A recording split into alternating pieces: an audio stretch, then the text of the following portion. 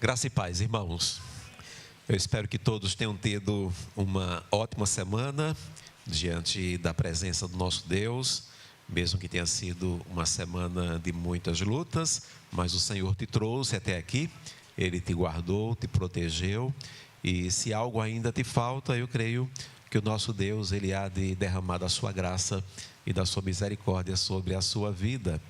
E que tenha tido também uma boa noite, né? Ontem nós tivemos aqui um momento muito especial enquanto igreja.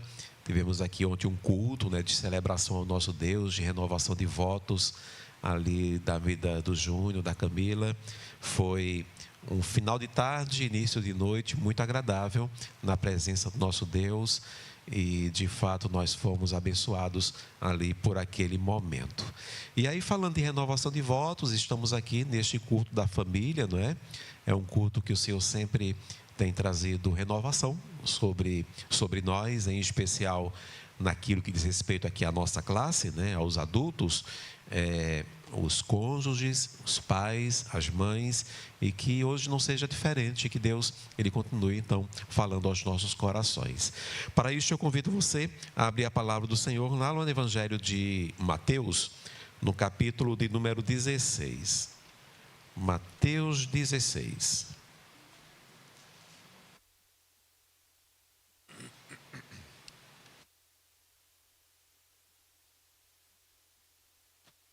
Eu vou ler, irmãos, esse texto que para mim sempre foi, né, e é um texto muito interessante, que é a confissão de Pedro, né? Pelo menos esta é a temática, né? A confissão de Pedro é o versículo 13 até o versículo de número 20. Mateus capítulo 16, versículo 13 até o versículo de número 20.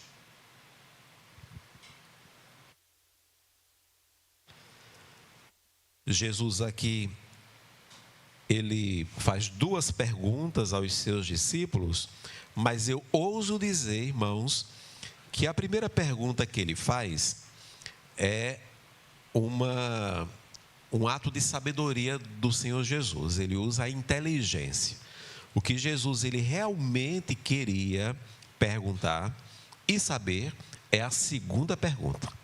Ele poderia ter começado já com a segunda pergunta? Poderia, mas ele foi sábio, ele foi inteligente. Então ele fez, como a gente costuma dizer, primeiro ele fez a cama para depois deitar sobre ela, tá bom? Então Mateus 16, a partir do versículo 13, diz assim: Indo Jesus para a região de Cesareia de Filipe, perguntou a seus discípulos: quem os outros dizem que é o Filho do Homem? Né? Quem as pessoas de fora dizem que eu sou? E os discípulos então responderam: uns dizem que é João Batista, outros dizem que é Elias, e outros dizem que é Jeremias ou um dos profetas. Ao que Jesus então perguntou, a segunda pergunta: e vocês, no caso, né, que caminham comigo, vocês que estão comigo todos os dias, quem dizem que eu sou?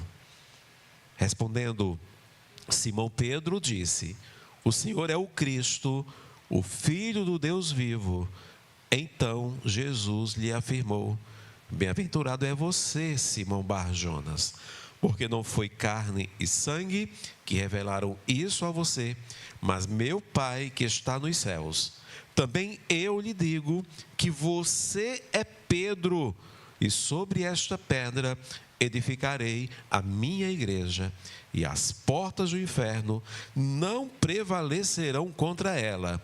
Eu lhe darei as chaves do reino dos céus. O que você ligar na terra terá sido ligado nos céus, e o que você desligar na terra terá sido desligado nos céus. Então Jesus ordenou aos discípulos que não dissessem a ninguém. Ninguém, entendam, né? Os de fora, que inclusive estavam equivocados acerca de Jesus. Não digam a ninguém que ele era o Cristo. Amém, irmãos. Que o Senhor mesmo aplique a sua palavra nos nossos corações. Bem, irmãos, aqui nós estamos basicamente no meio do ministério de Jesus, né? Se a gente fosse falar de uma forma mais formal, né? A gente não pode assegurar, não é? Mas é como se ele estivesse aqui 1 ano e meio ali depois do início do seu ministério. Então, se ele iniciou o ministério com 30 anos e foi até os 33 anos, ele estava na metade ali da sua caminhada. Então, muitas coisas já haviam acontecido, né? Muitos sinais e prodígios Jesus já havia cometido, muitas mensagens ele já havia pregado, muitas vidas ele havia abençoado, por muitos lares ele havia passado, por muitas regiões ele havia caminhado. Então, era um momento estratégico ali do ministério de Jesus. Então, quando ele passa e vivencia esse momento estratégico, o meio ali da sua caminhada, Jesus então ele faz uma pausa e ele então, nós poderíamos aqui, né, usando uma linguagem bem de fábrica, né, de empresa, ele para fazer um balanço, né? Quem tem empresa aqui, ou quem já trabalhou com estoque, sabe do que eu estou falando. Ele parou, ele fechou ali para balanço. Antes, então, de prosseguir ali rumo ao fim do seu ministério, em especial rumo ao fecho, né, o fechamento que era a cruz do Calvário, ele então avalia como ele estava sendo percebido ali pelos seus. Então, em Cesareia de Filipe, né, o texto deixa bem claro que neste lugar em específico, ele pergunta então aos seus discípulos. Primeiro ele pergunta quem os outros dizem que é o Filho do Homem. Ele inicia então fazendo essa pergunta: o que as pessoas de fora, as pessoas que não caminham comigo, aquelas pessoas que não estão perto de mim, aquelas pessoas que me veem, né, de forma esporádica, não é? O que essas pessoas dizem de mim, falam acerca da minha pessoa, dizem que é o Filho do Homem. E em seguida, então, logo após essa primeira pergunta, ele torna então a questão, o episódio mais pessoal, uma coisa mais íntima, não é? E vocês, quem dizem que eu sou? Então, o maior líder da história, e para nós, né, o maior líder de todos os tempos, que é o Senhor Jesus Cristo, ele não teve receio algum de ouvir como ele estava sendo visto. Ele não teve nenhum receio de ter conhecimento, né? De fato ouvir da boca ali dos seus mais próximos como ele estava sendo percebido, como ele estava sendo visto, como ele era ou quem ele era para aqueles que estavam ao seu redor. E isso, irmãos, eu creio, não porque Jesus dependesse da aprovação das pessoas, mas principalmente, essencialmente, porque Jesus ele compreendia o valor de conhecer a percepção dos seus liderados. E aí eu quero levantar a seguinte questão: no lar, irmãos, na casa, lá na sua família, essa pergunta também precisa ser feita por você que é pai e por você que é mãe. Justamente ali entre os seus filhos, aqueles que você lidera ou aquela pessoa que está do seu lado, né? A questão é, como os seus filhos lhe veem? Não é como você é, ou como você pensa ser. Não é como você se enxerga, mas como os seus filhos lhe veem. Quem é você para os seus filhos? Quem é você para os seus filhos? Como o seu cônjuge, o seu marido, a sua esposa lhe enxerga? Já perguntou isso para ela? Já perguntou isso para ele? Amor, como é que você me enxerga? Quem eu sou para você? Não é? Quem eu sou para você? Que imagem eles têm de você como marido, como esposa, como filho, como mãe, como pai, né? Que imagem eles têm de você, em especial, como discípulo de Cristo. Filho, filha, que tipo de discípulo de Jesus você acha que eu sou? Diga aí. O que você pensa de mim como um pai crente, como uma mãe crente? Quem eu sou para você? Mas quem faz essa pergunta para os seus liderados, ou para aqueles que estão ao seu lado, ao seu redor, precisa estar preparado também para ouvir as respostas, não é? E ao que tudo indica que Jesus, ele estava sim preparado para ouvir as respostas. E as respostas que Jesus ouviu não foram respostas fáceis, né? Então, primeiro, alguns verão apenas uma boa pessoa, mas não perceberão a sua verdadeira identidade. Perceba que quando Jesus pergunta o que os outros dizem a meu respeito, os discípulos primeiro respondem assim: olha, uns estão dizendo, Jesus, que tu és João Batista. E nós sabemos que João Batista, ele havia morrido, né? Ele foi, né, decapitado. Versículo 14, olha, alguns estão dizendo que tu és João Batista. E João Batista, irmãos, nós bem sabemos disso, ele era admirado pelos judeus. Ele era uma pessoa, um homem admirado pelos judeus. Ele era um homem tido como um homem íntegro. Ele era um homem corajoso, mas ele não era o Cristo. Ele não era o Cristo.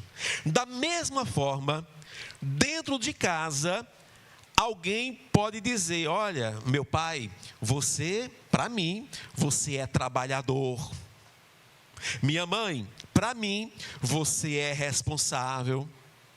Minha esposa, meu marido, para mim, você é uma pessoa honesta. Mas, por outro lado, eles podem acrescentar: mas, infelizmente, meu pai, você não tem sido um bom pai. Você não tem sido uma boa mãe, não tem sido participativa, não tem sido presente.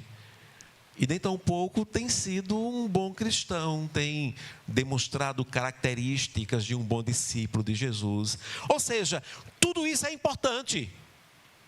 Ser comparado a João Batista, porque ele é íntegro, porque ele é honesto, porque ele é corajoso, isso é importante. Muito importante, mas não é suficiente. Por quê? Porque João Batista não era o Cristo.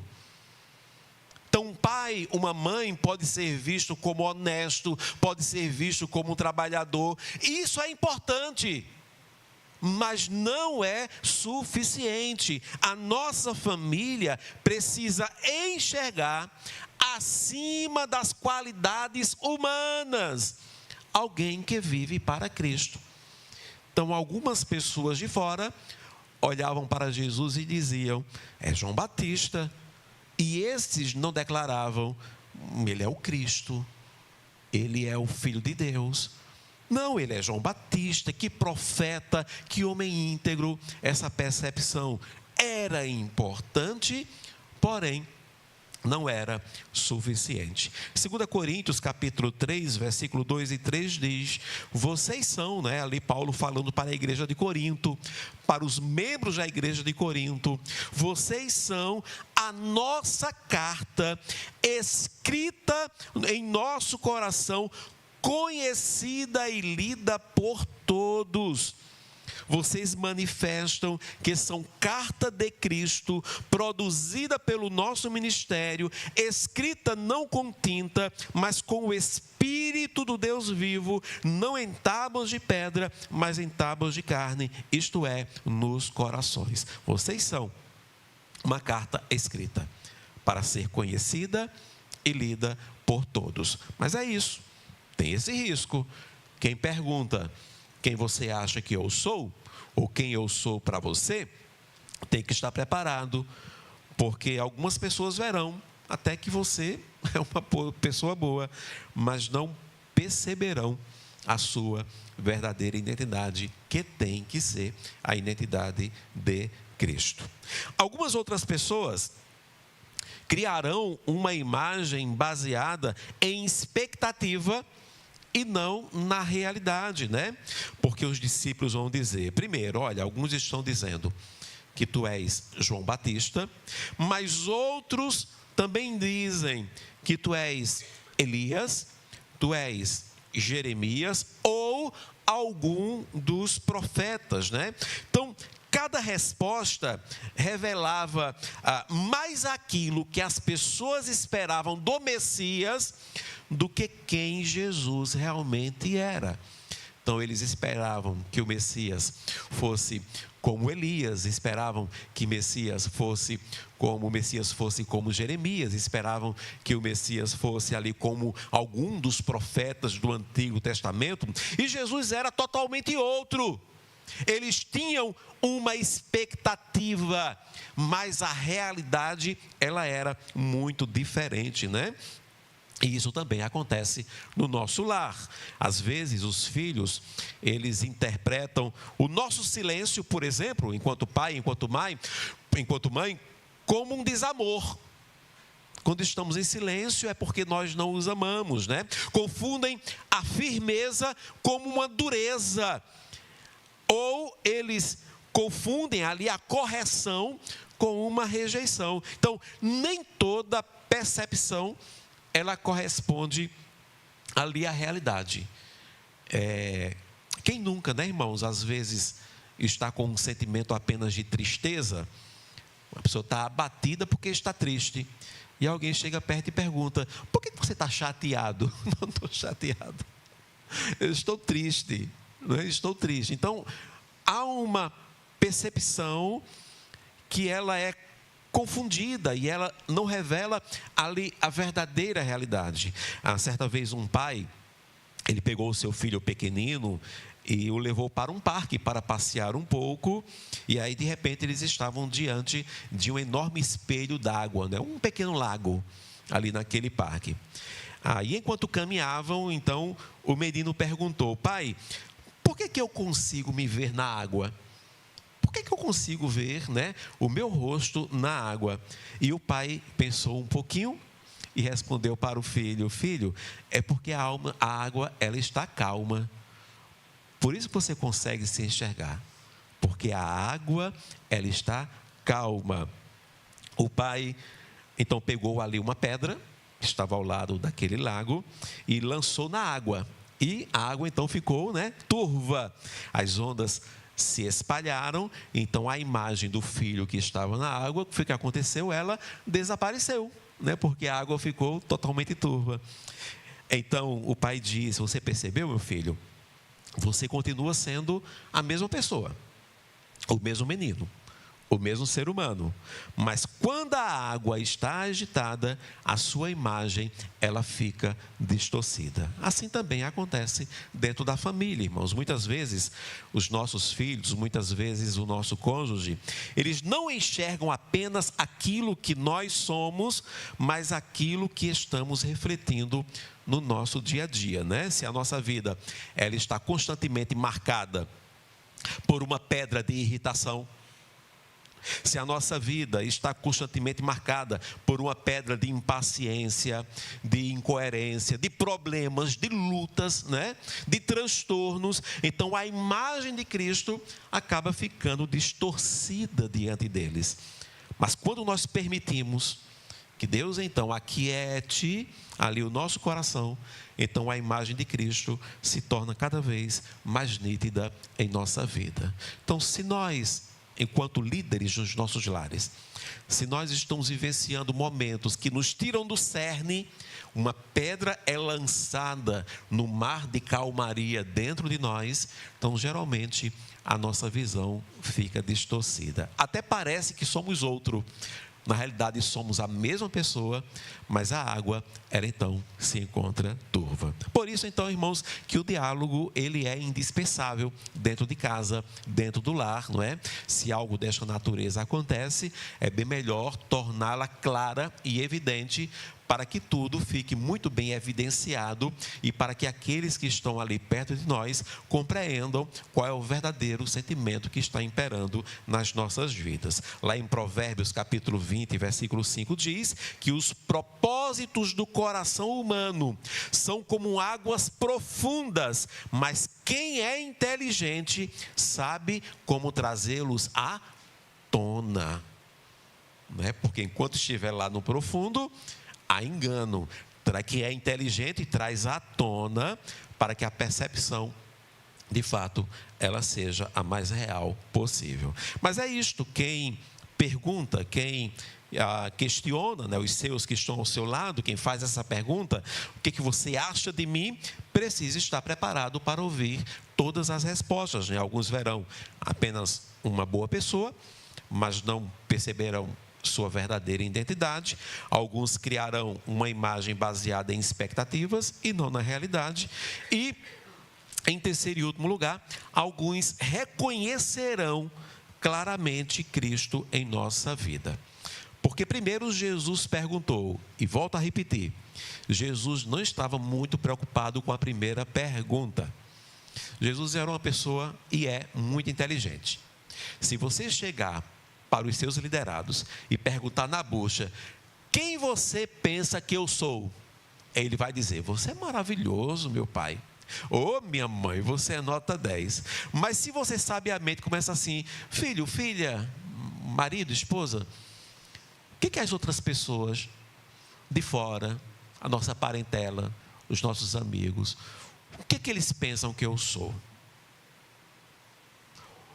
O que eu tenho refletido para eles? Aí é diferente.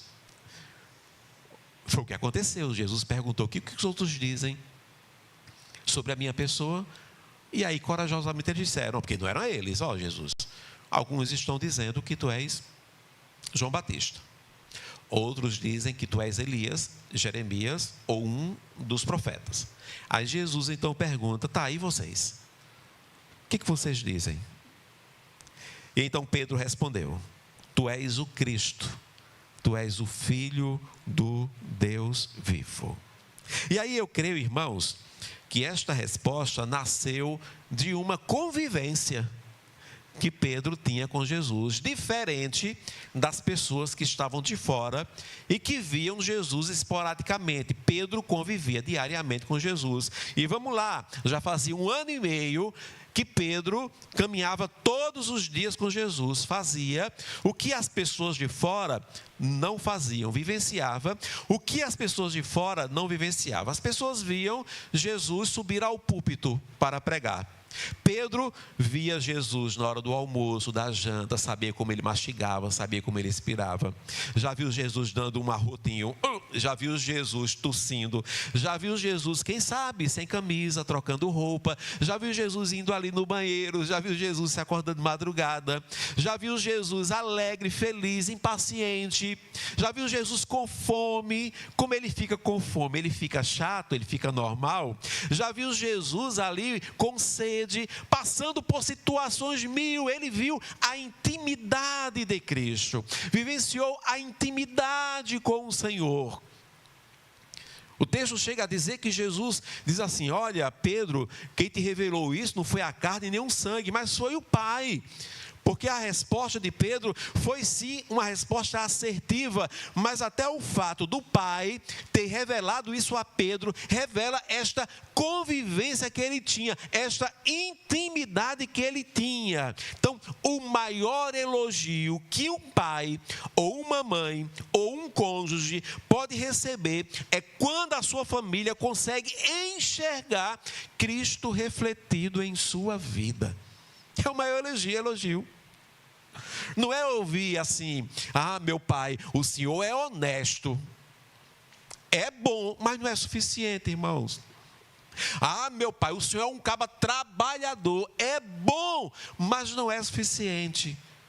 O maior elogio é, meu pai, eu vejo Jesus na sua vida. Eu vejo Cristo refletido em ti. A nossa missão não é construir uma boa reputação.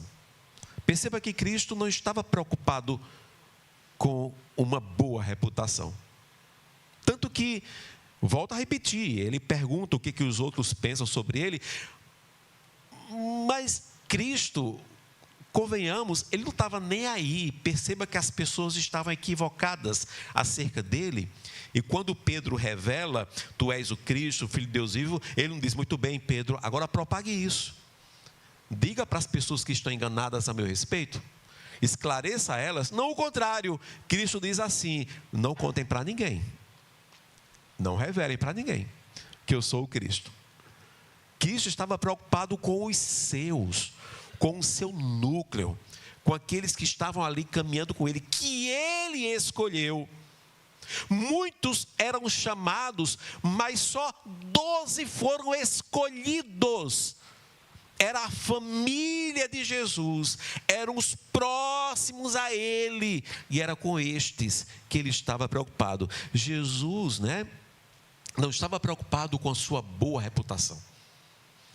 A nossa missão não é construir uma boa reputação, mas sim revelar Jesus diariamente, em especial para os nossos. Filipenses capítulo 1, versículo 20 diz, minha ardente expectativa e esperança é que em nada serei envergonhado, mas que com toda a ousadia, como sempre, também agora, Cristo seja engrandecido no meu corpo, quer pela vida, quer pela morte.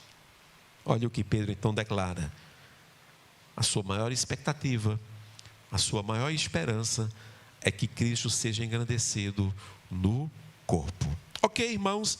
Então, há uma necessidade tremenda, acredito eu, de fazer este exercício na prática, com inteligência. Não é, acredito eu, não é reunindo a família, todo mundo junto, mas ali no dia a dia, no momento específico, talvez individualmente, perguntando primeiro, o que as outras pessoas pensam acerca de mim? O que você acha? O que eu transpareço para essas pessoas? Mas e você? O que você pensa de mim? Seja objetivo, seja cirúrgico.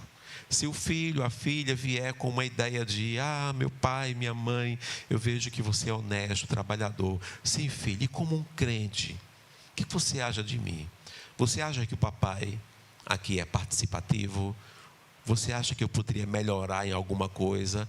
Instigue, cutuque, faça, mas acima de tudo, esteja preparado para ouvir as respostas. Porque talvez ele não perceba a sua verdadeira identidade.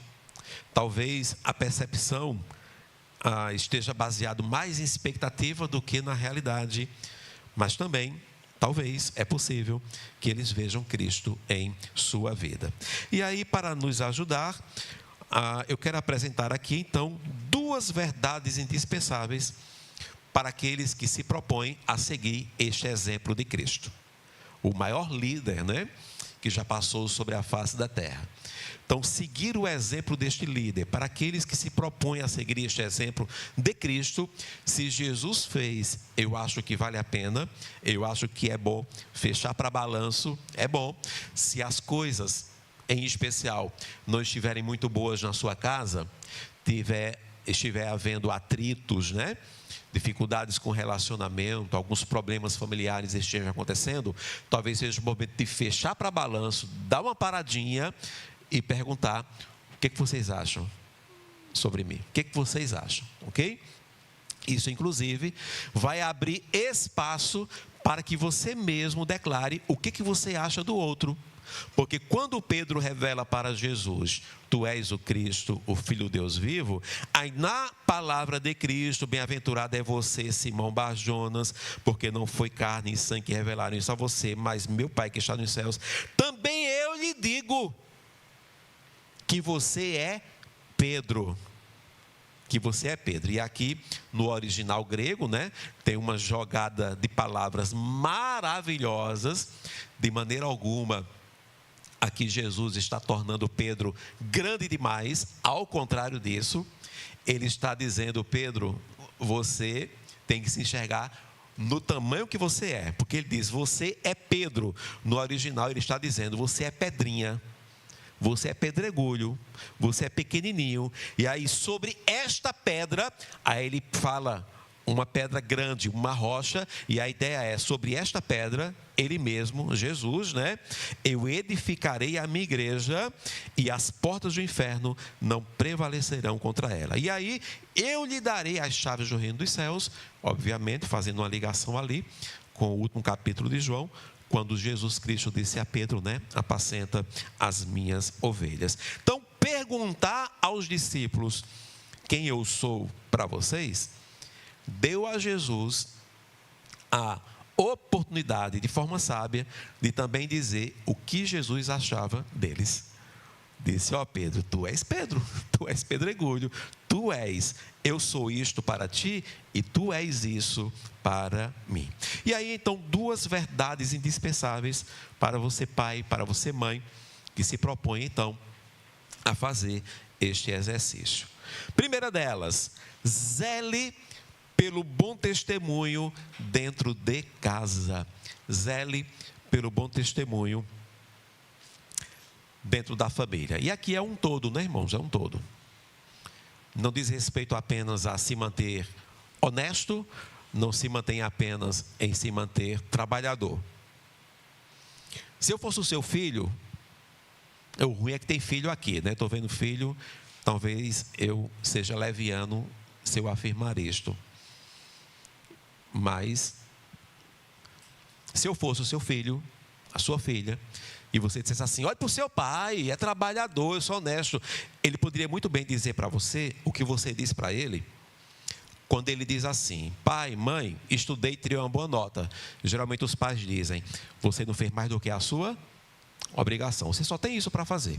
Então, se você dissesse para um filho, eu sou honesto, eu sou trabalhador, eu coloco o pão sobre a mesa, talvez ele pudesse dizer para você assim também, você não fez mais do que sua obrigação, né? Em ser mantenedor da casa, você não fez mais do que sua obrigação. Isso não é só, o bom testemunho não é apenas isso, a gente está falando aqui para famílias cristãs, né? Crentes. O bom testemunho diz a uma vivência, né, de transparecer Cristo na própria vida. É a vivência de igreja, né? De reino de Deus. De reino de Deus. Então, zele pelo bom testemunho dentro da família. Mas aí, lembre-se de duas coisas. Duas coisas. Primeira delas, Jesus, ele não tratou todos os discípulos exatamente da mesma forma. Isso fica muito claro, né, no texto sagrado. Jesus, ele tinha 12 discípulos, mas ele nunca tratou os 12 discípulos de forma igual. Citando alguns exemplos. Por exemplo, Pedro. Pedro, ele tinha uma determinada personalidade, e aí Jesus tratou ele de que forma? Por muitas vezes, com confrontação. Jesus confrontou Pedro, e confrontou duramente, em alguns momentos, né? Então, Pedro, ele tinha uma determinada personalidade, e diferente dos demais discípulos, Jesus vai lá e trata ele com confrontação. Tomé, Jesus, ele precisou tratar com Tomé, mostrando evidências. Então, ali, naquele último momento de Jesus com Tomé, quando Jesus reaparece para os discípulos ressuscitado, e para Tomé, ele diz, vem cá, Tomé, vem cá, toca aqui nas minhas chagas, né? Olha como Jesus, ele foi ali, teve um tratamento personalizado com Tomé. Anteriormente, Jesus Cristo disse, não toque em mim, em determinada situação, porque tipo, eu ainda não subi ao Pai. E ele não tinha subido ainda ao Pai, para Tomé ele disse, toque. Ele agiu de forma personalizada. Com João, ele olhou para João, e não sei por que cargas d'água, mas ele achou que com João, ele precisava de uma maior proximidade. João foi o discípulo ali, inclusive conhecido como discípulo amado, porque era o discípulo mais próximo de Jesus. Inclusive, o tratamento era tão diferente com João, que os outros discípulos percebiam, quando Jesus está à mesa na Santa Ceia, na última ceia, e ele começa a falar sobre o traidor, os outros discípulos estão loucos para saber o que Jesus está falando, de quem ele está falando, mas eles não ousam perguntar, eles vão naquele que eles julgam porque eles viam que parecia que Jesus era mais aproximado dele, como se fosse ali o discípulo que Jesus não negava nada. João, pergunta para ele, como quem diz, para você ele vai dizer.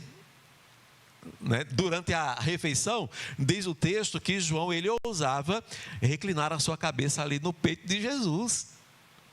Então Jesus, ele nunca tratou os discípulos da mesma forma. Cada discípulo recebeu aquilo que mais necessitava. E eu digo para você, assim também tem que ser no lar. E já nos puxa para a segunda coisa, né? Em segundo lugar, reconheça que sua família não é formada por pessoas iguais. Não é. Então, você com sua esposa gerou um filho, é uma forma, uma forma que foi usada, saiu ali um filho, saiu lá um menino, e ele tem uma personalidade. Essa mesma forma vai criar outro filho, e você sabe disso mais do que eu, vai ser igualzinho? Irmão, ainda que seja da mesma placenta, não é, Denise? Ainda que seja da mesma placenta. Falei Denise porque Denise é gêmea, né? Ela tem uma irmã gêmea que, inclusive, quando a irmã dela visita-nos, da última vez que Maninha veio para aqui, Denise estava lá atrás e Maninha estava aqui. Eu pensei que era Denise. Ainda hoje confunde, porque elas se parecem muito. Mas vá conviver, é a mesma pessoa. Tem, sabe, é as mesmas características? Não é, ainda que seja da mesma placenta. Cada filho possui uma personalidade, cada filho possui um determinado ritmo, cada filho tem necessidades diferentes. Você tem um filho, esse filho nasceu em 2010. Você gerou um filho depois em 2015.